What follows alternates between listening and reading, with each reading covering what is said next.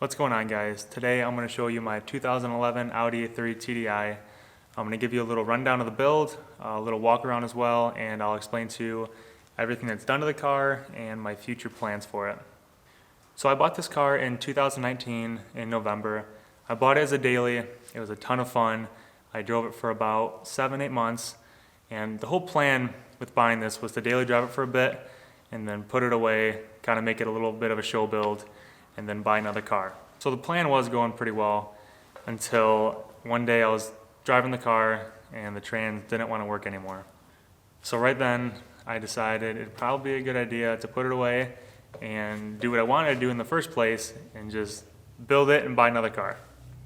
So while this thing was down, it has a 6-speed DSG transmission in it, and the second I bought it, I always wanted it to be a manual. I thought it'd be really cool, but I was looking for a manual in this car and I could not find one.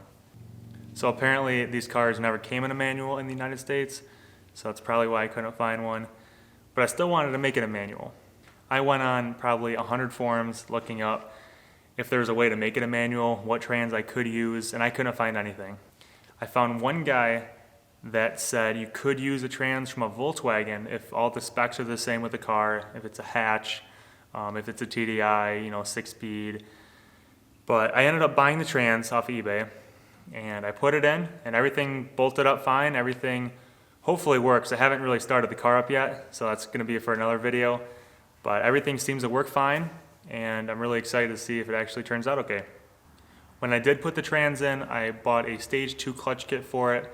I bought a new dual mass flywheel, and then a couple other goodies on the trans. I bought a stainless steel clutch line, and that's just going to take out all the sponginess of the clutch while you're driving, which is going to hopefully improve it a ton. So on top of the trans, I went and bought an APR short shift kit. I bought all new polyurethane bushings for it, so once again it's going to take out all the slop, so it's going to be very complementary with the stainless steel clutch braided line. So along with installing the trans, I just got all new front end parts, new AC condenser, radiator, intercooler. Pretty much all the pulleys are new. I got just a new belt, alternator, just that kind of good stuff, nothing too fancy. I also went with the InGen intake, pretty much for no reason. It just sounds cool when you get on it, so that's the reason behind that. For the most part, the wiring shouldn't be that difficult. I still have a few more lines I need to hook up, as well as the ECM. I took it out of the car because the ECM is tuned for the DSG from factory, so I have to get that sent out to a tuner. They're going to do an immobilizer delete on it to make sure it's compatible with the trans, and then they're going to reflash the stage 2. So I'm just waiting to get that shipped out so we can get that taken care of. Once we get the ECM back from the tuner, I should be able to just slap it in, put a couple more parts on the front end, and it should be able to start up. So underneath the car, I have a very thick skid plate. It's already saved me a million times driving it, because anybody that lives in Michigan knows the roads are just absolutely terrible. All the potholes, all the speed bumps, going into parking lots, it'll kill a lower car. So I definitely recommend a skid plate for pretty much any vehicle that's even slightly lowered. It's a lifesaver. So a little farther back, I have a stainless steel 3-inch downpipe. Connected to that, I have a stainless steel 3-inch custom exhaust. Once again, nobody makes pretty much anything for the Audi. I had a guy custom make me one because I couldn't find anything online for a full true turbo back exhaust. So I had him custom make me one, and it fits perfectly into the car with no issues. On the side of the car, I have Maxton Designs side skirts. They look really nice. The build quality, not so much. They're made out of plastic. I'm gonna either make something myself or have somebody else make one for me, just so it looks a little better once I get the body kit installed. Inside of the car, Evan and I made a custom center console to fit the new shifter, a cup holder, and my airlift performance controller. I have an Inno Shadowbox 18, I believe.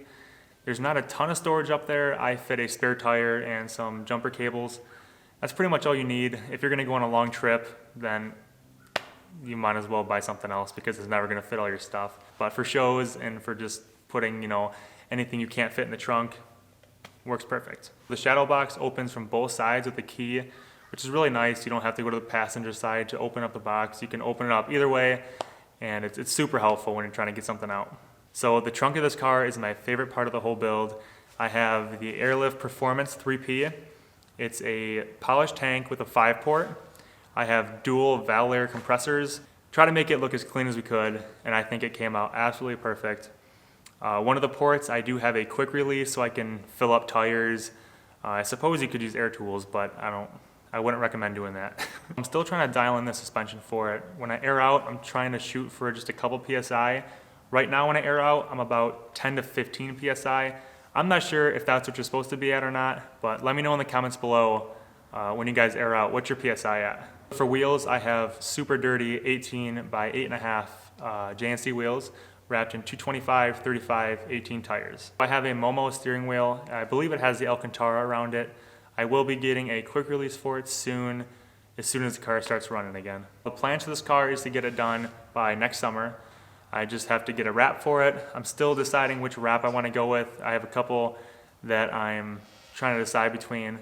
I'm looking at a wide body and WCI forged wheels. Just gonna get those custom made, some powder maybe, so we'll see how that goes. So that's pretty much the build list of the Audi. I hope you guys enjoyed the video. I'll make sure to keep you in the loop when I get new parts, and I will see you in the next one. Peace.